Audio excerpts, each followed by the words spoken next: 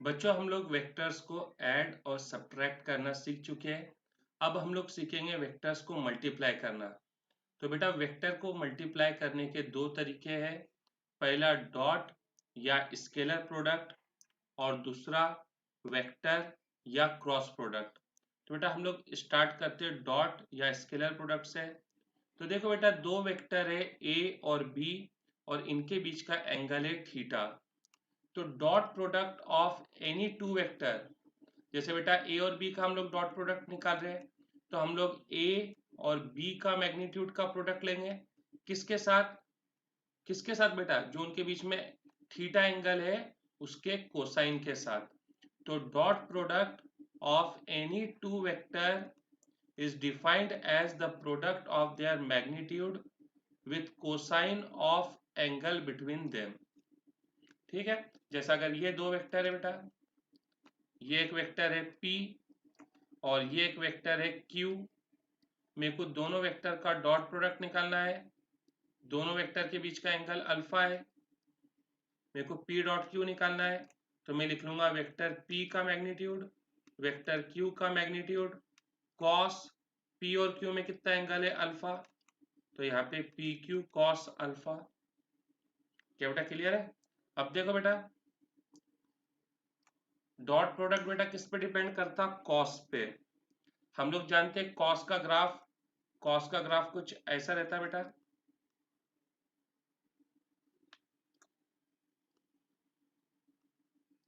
ठीक है, तो कॉस की मैक्सिमम वैल्यू कितनी रहती है बेटा? 1। मैक्सिमम वैल्यू कितनी रहती है? 1। और ये कहाँ पे रहती है बेटा? 0 पे। तो अगर थीटा 0 है, थीटा 0 है, इसका मतलब दोनों वेक्टर कैसे है? सेम डायरेक्शन में ऐसे है, या तो दोनों ऐसे है। ठीक है, तभी तो थीटा 0 आएगा जब दोनों वेक्टर सेम डायरेक्शन में रहेंगे।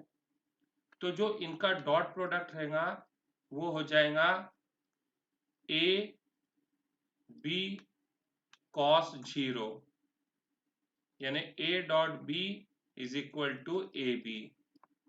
तो बेटा ये जो अभी हमारा डॉट प्रोडक्ट आया है ना, ये क्या है? मैक्सिमम है। तो बेटा dot product of two vectors is maximum when they are in same direction। they are in same direction। क्या बेटा क्लियर है तक? नेक्स्ट, अगर मैं थीटा को 90 ले लूं, थीटा 90 है, इसका मतलब ए और बी दोनों कैसे वेक्टर है? परपेंडिकुलर। ठीक है बेटा, A and B are perpendicular. या बेटा कहीं लिखा हो सकता है A and B are orthogonal. Orthogonal यानी कि परपेंडिकुलर। ठीक है बेटा, तो अगर परपेंडिकुलर है तो देख अभी a vector a dot vector b, ये क्या हो जाएगा? ए का मैग्नीट्यूड बी का मैग्नीट्यूड कॉस दोनों के बीच में का एंगल। दोनों के बीच में एंगल कितना है? 90 है। और कॉस 90 क्या होता है? 0। यानी अगर दो वेक्टर परपेंडिकुलर है, if two vectors are orthogonal और perpendicular, then their dot product is 0। ठीक है बेटा, अगर दो वेक्टर परपेंडिकुलर है तो इनका डॉट प्रोडक्ट क्या रहेगा? 0 रहेगा।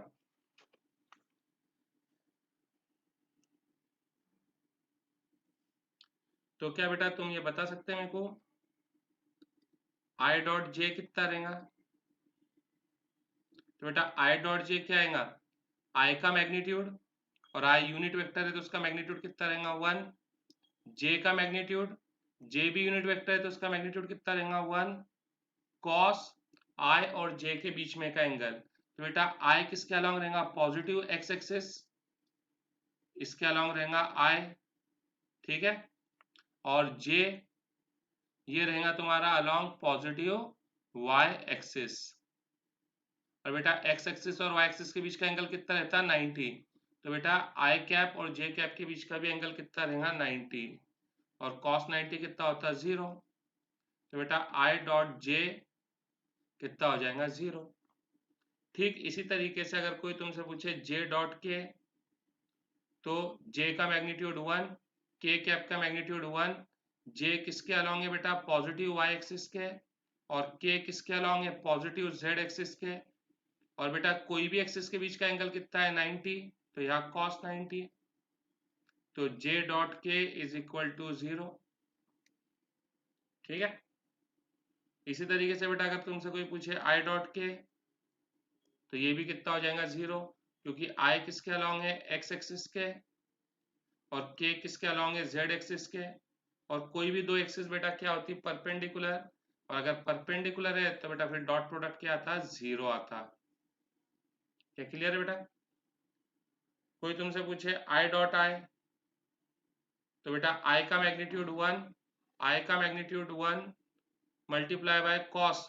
आई के बीच का एंगल क्या रहेगा बेटा, देखिए ये भी किसके अलोंग है x axis positive x axis, ये भी किसके अलोंग है पॉजिटिव एक्स एक्सिस। तो बेटा दोनों सेम डायरेक्शन में है, तो इनके बीच कितना एंगल हो जाएगा 0। तो बेटा आई डॉट आई कितना हो जाएगा 1, क्योंकि cos 0 की वैल्यू कितनी होती है 1। वैसे बेटा जे डॉट जे, जे का मैग्नीट्यूड 1, जे का मैग्नीट्यूड 1 ये किसके अलोंग रहेंगी पॉजिटिव वाई एक्सिस, और ये किसके अलोंग रहेंगी पॉजिटिव वाई एक्सिस। दोनों बेटा सेम एक्सिस के अलोंग है, तो इनके बीच का एंगल कितना हो जाएगा 0। cos 0 की वैल्यू कितनी होती है 1, तो बेटा जे डॉट जे कितना हो जाएगा 1। ठीक इसी तरीके से बेटा के डॉट के भी कितना हो जाएगा 1 हो जाएगा। ठीक है। अब जो बेटा डॉट प्रोडक्ट है, डॉट प्रोडक्ट कैसा है कॉम्यूटेटिव है। डॉट प्रोडक्ट इज कॉम्यूटेटिव, यानी कि A dot B is equal to B dot A. ये तो देखो ना बेटा, बताओ ए डॉट बी कितना रहेगा, तो ए डॉट बी रहेगा ए का मैग्नीट्यूड, देखो ये वेक्टर ए है, ये वेक्टर बी है, इनके बीच कितना एंगल है थीटा। तो ए डॉट बी क्या हो जाएगा ए का मैग्नीट्यूड बी का मैग्नीट्यूड कॉस दोनों के बीच का एंगल। बी डॉट ए क्या हो जाएगा बी का मैग्नीट्यूड ए का मैग्नीट्यूड कॉस दोनों के बीच का एंगल। तो देखो ये तो सेम चीज है ना बेटा, A B cos theta B A cos theta, यानी कि बेटा A dot B is equal to B dot A. ठीक है। नेक्स्ट नेक्स्ट प्रॉपर्टी बेटा, देखो ये वेक्टर ए है और ये वेक्टर बी है, इनके बीच का एंगल है थीटा। तो ए डॉट बी को हम लोग कैसा निकालेंगे, ए का मैग्नीट्यूड बी का मैग्नीट्यूड कॉस दोनों के बीच का एंगल। बेटा मैं क्या करता बी कॉस थीटा को साथ में लिख लेता। ठीक है। अब क्या कर बेटा वेक्टर ए के अलोंग एक एक्सिस मान ले और ए को परपेंडिकुलर दूसरी एक्सिस मान ले। अब देख बेटा मैं बी के दो कंपोनेंट करता, ये कंपोनेंट हो जाएगा बी कॉस थीटा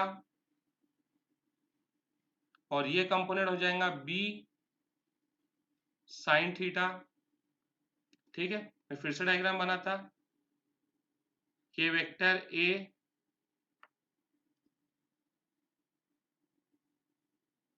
ये बी कॉस थीटा और ये बी साइन थीटा। ठीक है। तो देख बेटा हमने क्या लिखे ए और बी के उस कंपोनेंट का मैग्नीट्यूड जो ए के अलोंग है, समझ में आ रहा। तो हमने क्या लिखे ए और साथ में क्या लिखे magnitude of component of b along a. ठीक है। अब बेटा हम लोग इसको ऐसा ए है ये वेक्टर बी है, दोनों के बीच में एंगल है थीटा, तो ए डॉट बी क्या हो जाएगा, ए डॉट बी हो जाएगा ए का मैग्नीट्यूड बी का मैग्नीट्यूड कॉस दोनों के बीच का एंगल। अब मैं इसको लिख लेता बी और ए कॉस थीटा को साथ में लिख लेता।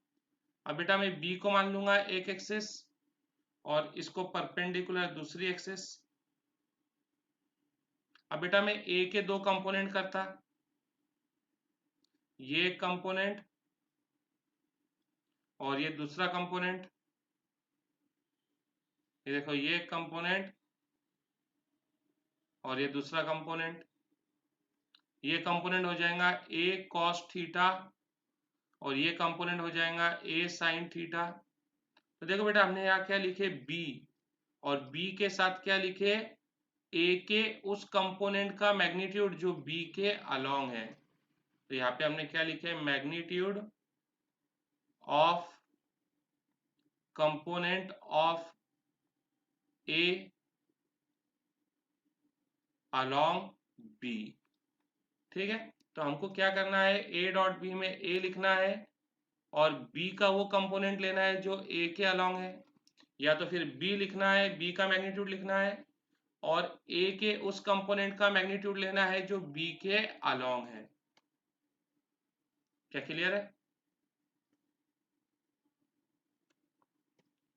अब बेटा हम लोग डॉट प्रोडक्ट कब लगाते हैं, तो जब दो वेक्टर का प्रोडक्ट, व्हेन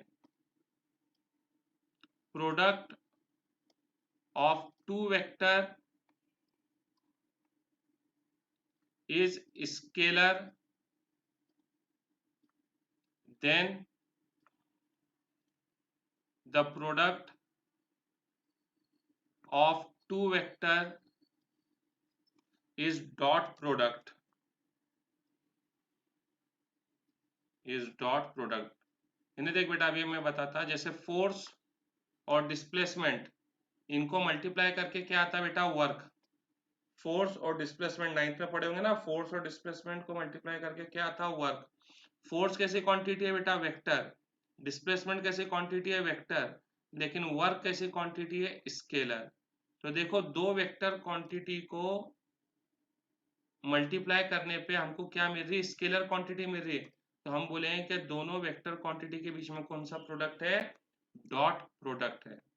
ठीक है, इसका मतलब डॉट प्रोडक्ट से जो भी नतीजा मिलता है वो क्या रहता है स्केलर, यानी ए डॉट बी से हमको जो मिला है ए बी कॉस थीटा, ये क्या है बेटा स्केलर है, स्केलर है यानी इसका कोई डायरेक्शन नहीं है, नो डायरेक्शन।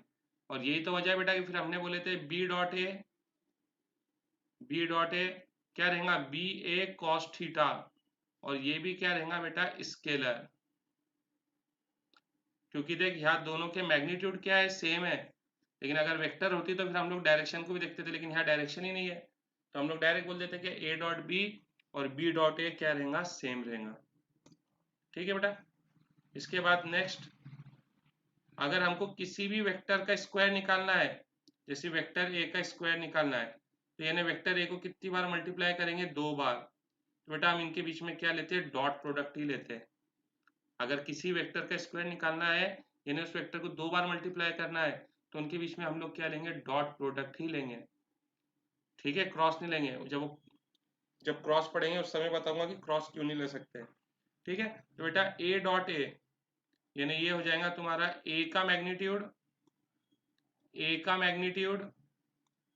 कॉस, बेटा ए और ए के बीच में कितना एंगल रहेगा जीरो, तो ये हो जाएगा ए स्क्वायर, यानी कि भाई square of any vector, square of any vector is equal to the square of its magnitude।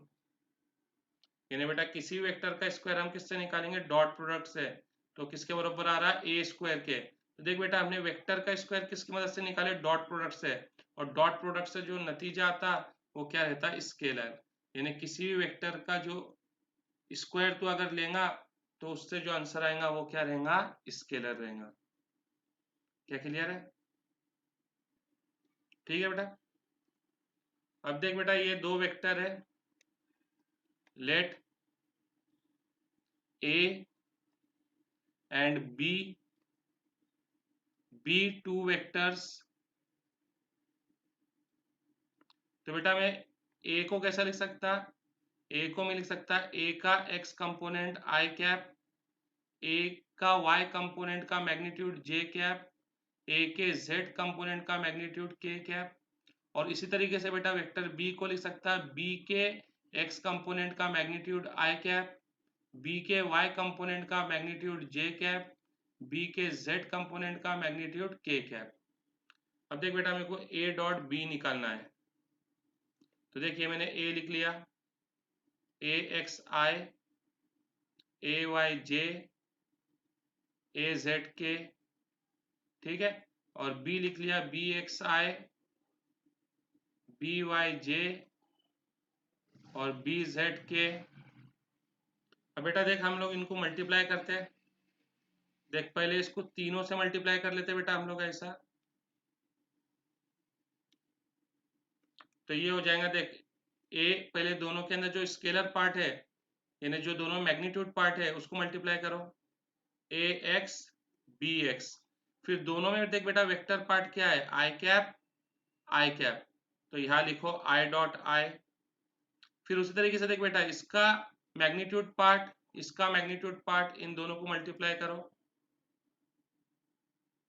फिर दोनों में का वेक्टर पार्ट, इसका वेक्टर पार्ट आई कैप, इसका जे कैप, तो आई डॉट जे।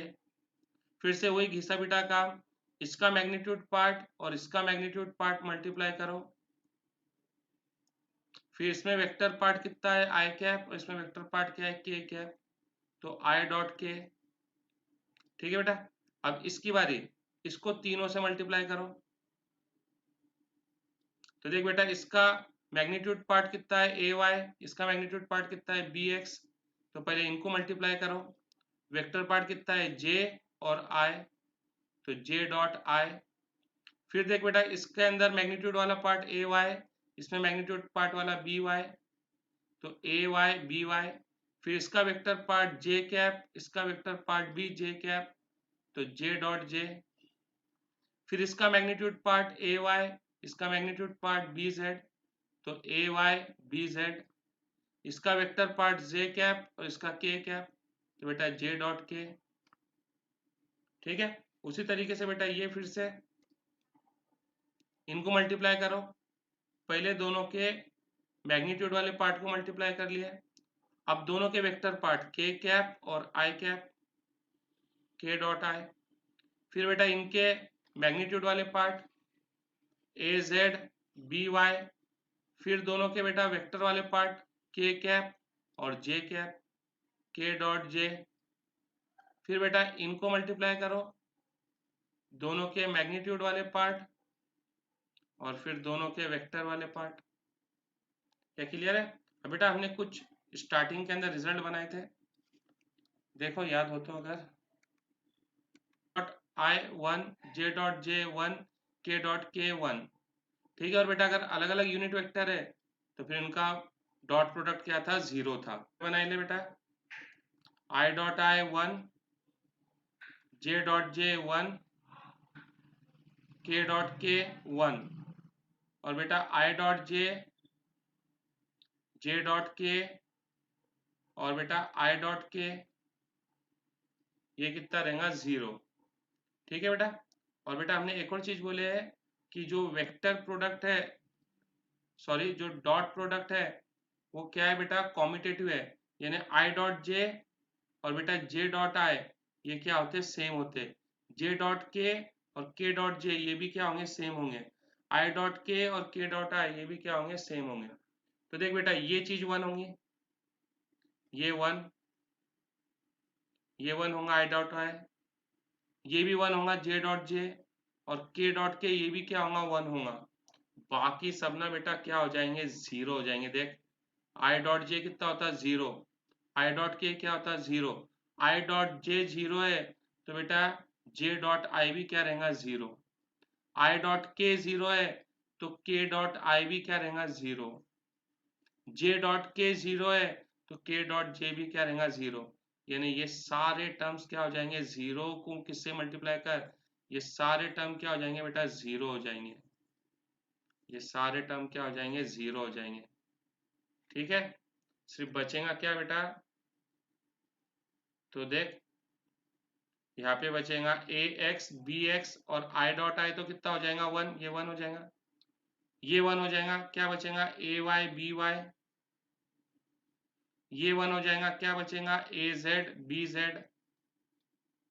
ठीक है बेटा, यानी डॉट प्रोडक्ट निकालने का ये तरीका अब हमको याद रखना पड़ेगा बेटा, कि अगर ए डॉट बी निकालना है तो देखो दोनों के आई आई कंपोनेंट के मैग्नीट्यूड को मल्टीप्लाई कर दो, ये देखो,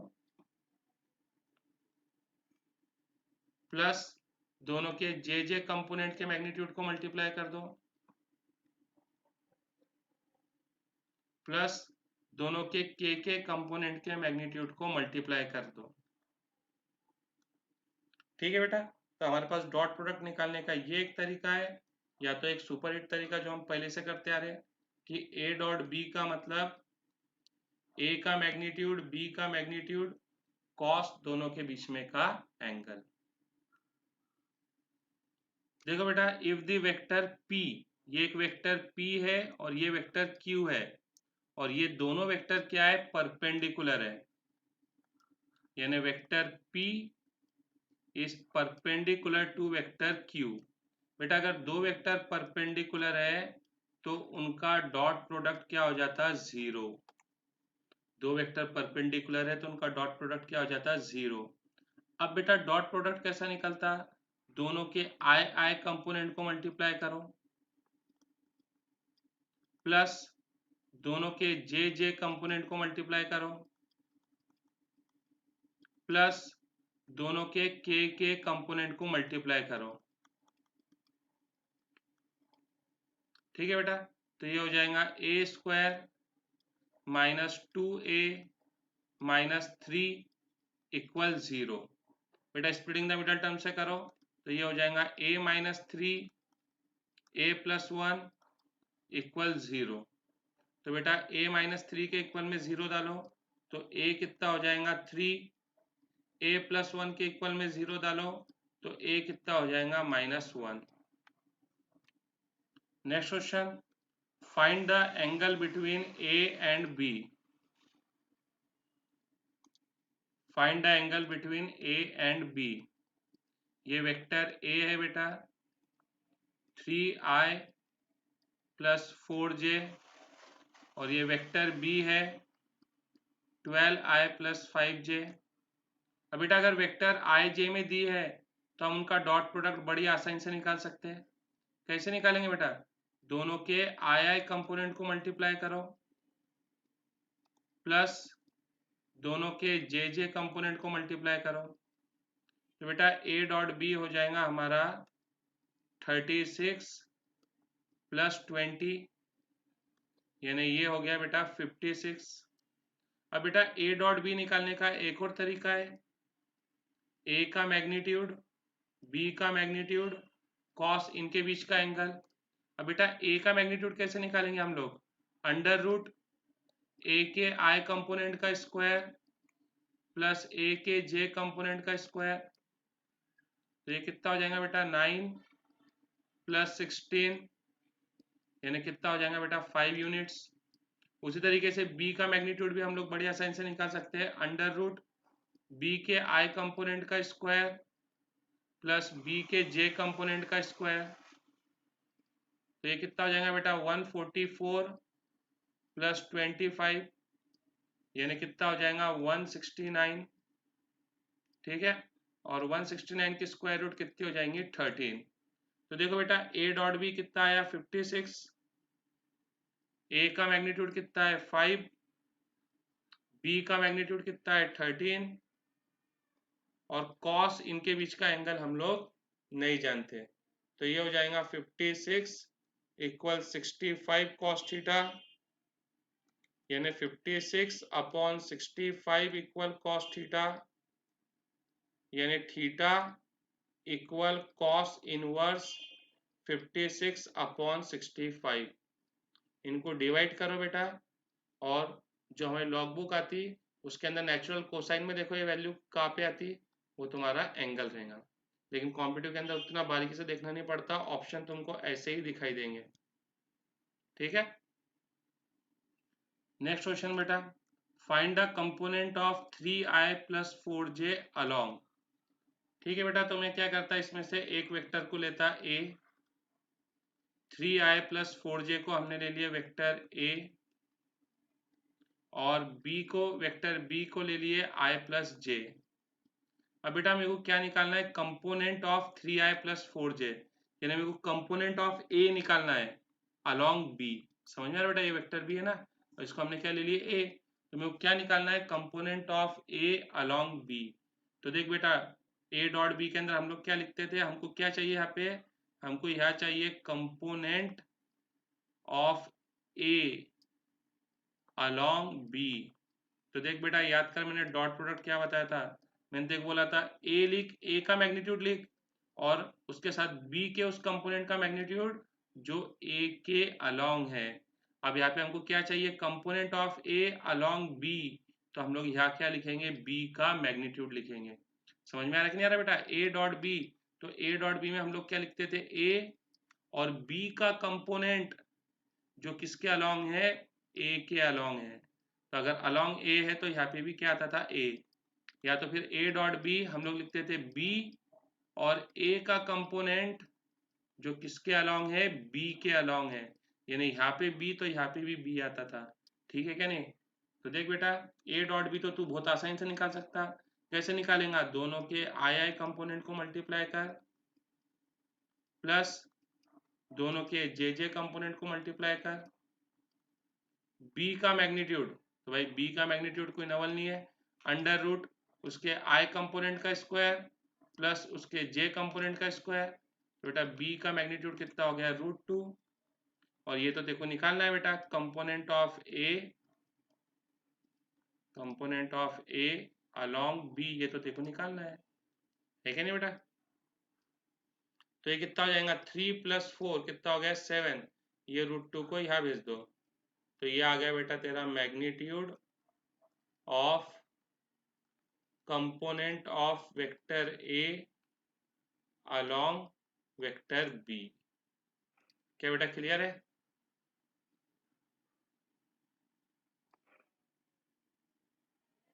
ठीक है बेटा, ये तो हमने सिर्फ डॉट प्रोडक्ट की थ्योरी और कुछ न्यूमेरिकल्स लिए, अभी हम लोग और न्यूमेरिकल्स करेंगे।